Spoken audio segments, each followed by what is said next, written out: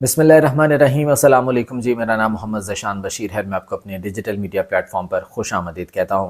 नाज़रीन कराम, 26वीं आईनी तरमीम के ख़िलाफ़ जो दरख्वास्तें दायर की गई थीं वो तमाम 27 जनवरी को समाअत के लिए मुकर्रर की गई हैं। आईनी बेंच सुप्रीम कोर्ट का उस पर समाअत करने के लिए जा रहा है और इस समाअत के लिए खुसूसी इंतज़ामात भी किए जा रहे हैं।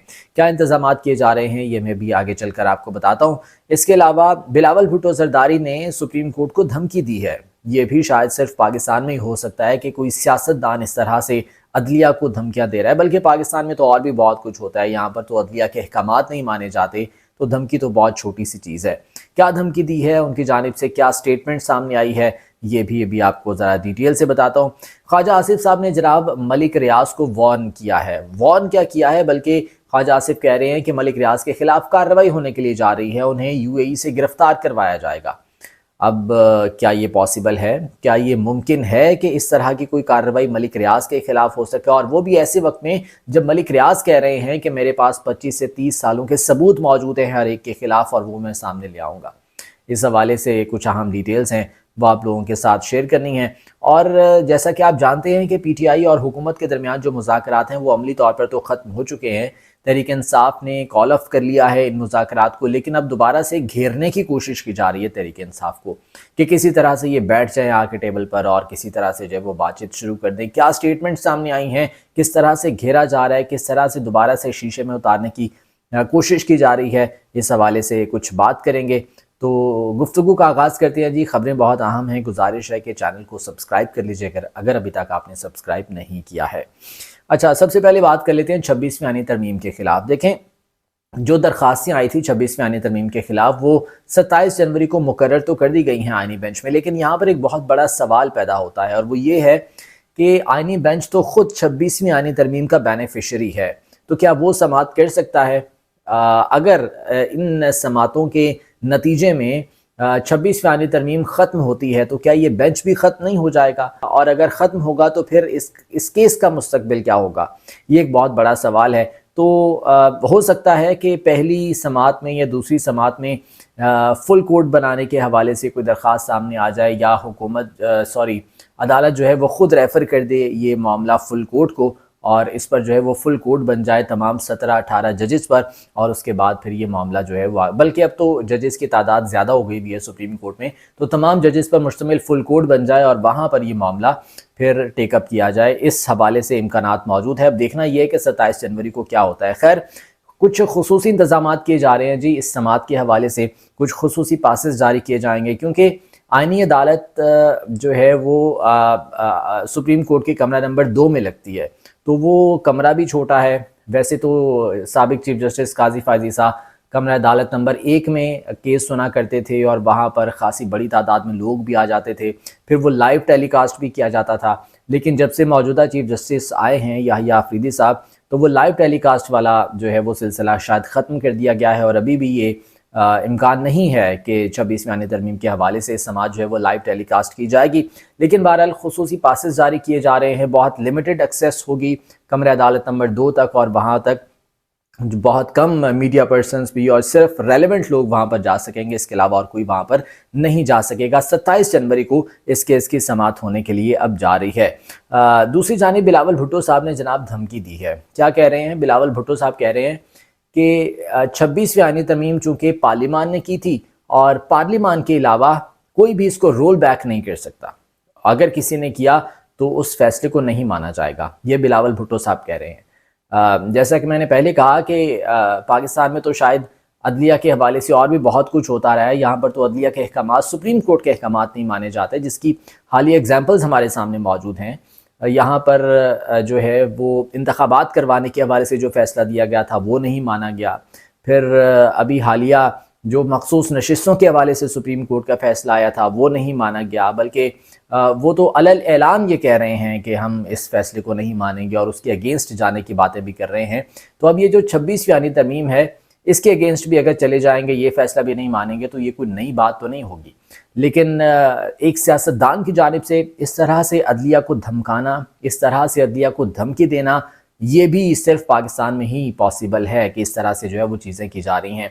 तो बिलावल भुट्टो साहब ने जनाब ये कहा है कि अगर 26वीं आईनी तरमीम को کسی اور ادارے کی جانب سے، اور ادارے سے مراد ان کی سپریم کورٹ ہی تھی، اگر رول بیک کیا جاتا ہے تو اس فیصلے کو ہم نہیں مانیں گے، اس کو پارلیمان ہی رول بیک کر سکتی ہے، یہ ان کی جانب سے بہرحال کہا گیا ہے۔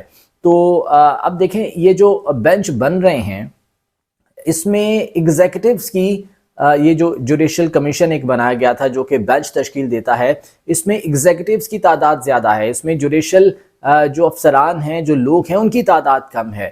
تو کہاں پر یہ ایسا ہوتا ہے؟ کوئی ایسی مثال موجود ہے کہ جوڈیشل بینچ بنانے کے لیے ایگزیکٹو بیٹھیں اور وہ فیصلہ کریں کہ جناب ہمارا یہ کیس کس بینچ میں لگے گا، ہمارا یہ کیس کون سا جج سنے گا؟ اس طرح کے فیصلے کیے جا رہے ہیں۔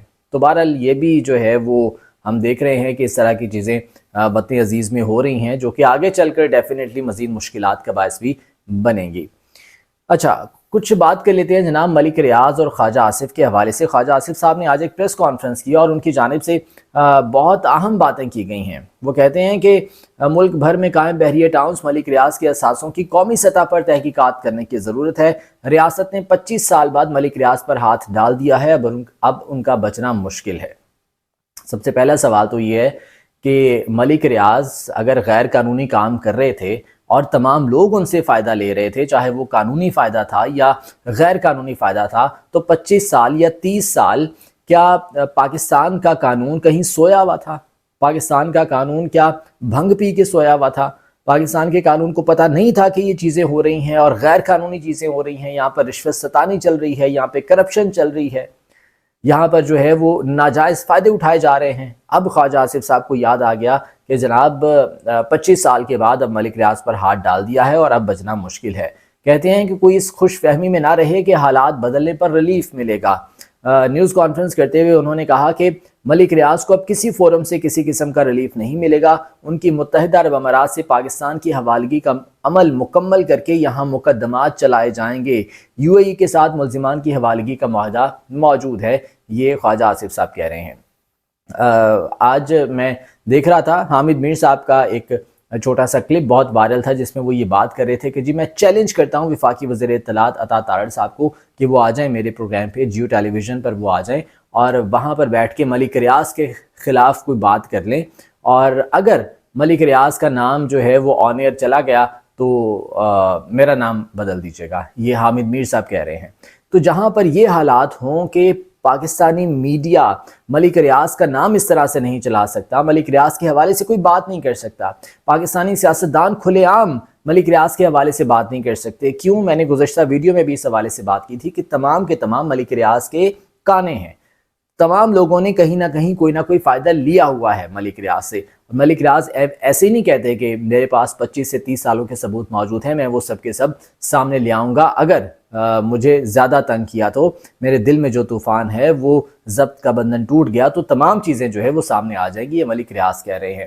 تو خواجہ آصف صاحب اگر یہ کہہ رہے ہیں کہ جناب ملک ریاض کے خلاف کارروائی شروع ہونے جا رہی ہے تو دیکھ لیتے ہیں، گھوڑا بھی ادھر ہی ہے، میدان بھی ادھر ہی ہے۔ انتظار رہے گا اس دن کا کہ جب ملک ریاض کو گرفتار کر کے پاکستان لایا جائے گا اور ان کے خلاف کارروائی کی جائے گی، اور پھر وہ کارروائی منطقی انجام تک بھی پہنچے گی۔ کارروائی تو انیشیٹ ہو جاتی ہے، ابھی نیب نے بہت سی کارروائیاں شروع کی ہیں، بہت سے سیاستدانوں کے خلاف کارروائیاں شروع کی ہیں، انیشیٹ کی ہیں، انویسٹیگیشنز کا آغاز کیا جاتا ہے، لیکن وہ کہیں فائلوں میں دب جاتا ہے۔ پھر کیوں دب جاتا ہے؟ کیونکہ اثر و رسوخ ہوتا ہے۔ کیوں دب جاتا ہے؟ کیونکہ پریشر اتنا ہوتا ہے کہ اس کو آگے نہیں بڑھا پاتے۔ تو ملک ریاض کے خلاف اگر کوئی کارروائی شروع کی جاتی ہے، بل تو شروع نہیں ہو پائے گی، اگر شروع کی جاتی ہے تو پھر دیکھتے ہیں منطقی انجام تک پہنچتی ہے یا نہیں پہنچتی ہے۔ بہرحال خواجہ آصف صاحب تو بڑے واضح الفاظ میں جناب کہہ رہے ہیں کہ جو بھی غیر قانونی کام کرے گا اس کا تعاقب کیا جائے گا، اور ملک ریاض کو اب عدالتوں سے بھی ریلیف نہیں ملے گا، یہ ان کی جانب سے خیر بات جو ہے وہ کی گئی ہے۔ اچھا، دوسری جانب پی ٹی آئی اور حکومت کے درمیان جو مذاکرات چل رہے تھے اس میں ایک بار پھر سے تحریک انصاف کو گھیرنے کی کوشش کی جا رہی ہے۔ کس طرح سے؟ دیکھیں، پاکستان تحریک انصاف نے مذاکرات تو کال آف کر لیے۔ عمران خان صاحب کی ہدایت پر بیرسٹر گوہر نے یہ کہا تھا کہ جی ہم مذاکرات جو ہے وہ کال آف کر رہے ہیں کیونکہ جوڈیشل کمیشن نہیں بنایا گیا ہے۔ عرفان صدیقی صاحب کا بیان آج ایک بار پھر سے سامنے آیا، کل بھی انہوں نے بات کی تھی، آج بھی انہوں نے بات کی۔ انہوں نے کہا کہ جی انتظار کر لیں پاکستان تحریک انصاف والے، ہم نے یہ تو نہیں کہا کہ ہم کمیشن نہیں بنا رہے، تو انتظار کر لیں، 28 جنوری کو جو اجلاس ہونا ہے اس میں حتمی جواب جو ہے وہ مل جائے گا حکومت کا۔ تو عرفان صدیقی صاحب اگر یہ کہہ رہے ہیں کہ جناب ہم نے کمیشن بنانے سے انکار تو نہیں کیا، تو آپ نے یہ بھی تو نہیں کہا کہ کمیشن بن جائے گا، آپ نے یہ بھی تو نہیں کہا کہ کچھ مثبت پیش رفت ہوگی کمیشن بننے کے حوالے سے ہم بات کر رہے ہیں اور امید ہے کہ مثبت پیش رفت ہو جائے گی اور کمیشن بن جائے گا، یا آپ نے کچھ اسیران کی رہائی کے حوالے سے کوئی بات نہیں کی، آپ نے کوئی ایسا اشارہ نہیں دیا کہ جناب کچھ مثبت پیش رفت ہوگی، کچھ پازیٹیو ڈیولپمنٹ ہوگی۔ آپ صرف یہ کہہ رہے ہیں کہ جی حتمی جواب آ جائے گا 28 جنوری کو، اور 28 جنوری کو بھی اگر یہی جواب آتا ہے کہ جی کمیشن نہیں بن سکتا تو پھر تو کوئی فائدہ نہیں ہے نا، پھر تو وقت ضائع کرنے والی بات ہے۔ تو بیرسٹر گوہر نے بھی جو ہے وہ آج بات کی تھی کہ اگر ہمیں یہ کہہ دیا جاتا ہے کہ جی آپ حکومت یہ کہہ دیتی ہے کہ ٹھیک ہے ہم کمیشن بنا دیتے ہیں تو ہم دوبارہ سے مذاکرات شروع کر دیں گے، ہمیں اس میں کوئی مذائقہ نہیں ہے۔ تو اب لگ یوں رہا ہے کہ 28 جنوری کو جو ایک بیٹھک ہونی ہے اس میں شاید پاکستان تحریک انصاف اپنا کوئی سیاسی کمیٹی کا ایک نمائندہ بھیج دے کہ آپ جا کے دیکھ لیں کہ حتمی جواب کیا ہے، اور حتمی جواب اگر یہی آنا ہے کہ جی کمیشن نہیں بن سکتا تو پھر تو کوئی فائدہ نہیں ہے، پھر مذاکرات تو بڑھ ہی نہیں سکتے نا آگے۔ اور عمران خان نے بھی یہ کہا ہے کہ کوئی امید نہیں ہے، یہ مذاکرات ان سے کچھ نہیں نکلے گا، اور اگر کچھ کمیشن بننے کے حوالے سے حکومت مثبت پیش رفت کرتی ہے تو پھر مذاکرات دوبارہ سے جو ہے وہ شروع ہو جائیں گے اور کمیشن بن جائے گا تو ڈیفینیٹلی تمام مسائل حل ہو جائیں گے، کیونکہ جو الزامات پھر پاکستان تحریک انصاف پر ہیں اس حوالے سے حق اور سچ سامنے آ جائے گا، انویسٹیگیٹ ہوگا، تمام سچ سامنے آئے گا، پاکستان تحریک انصاف جو ہے اس پر جو الزامات لگائے گئے ہیں ان میں کتنی حقیقت ہے، کتنی سچائی ہے، یہ سب سامنے آ جائے گا۔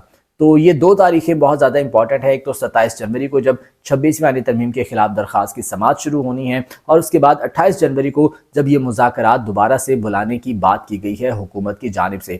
دیکھنا یہ ہے ان دونوں تاریخوں پر کیا اہم ڈیولپمنٹس ہوتی ہیں۔ آج کی ویڈیو سے مجھے اجازت دیجیے، اللہ نگہبان۔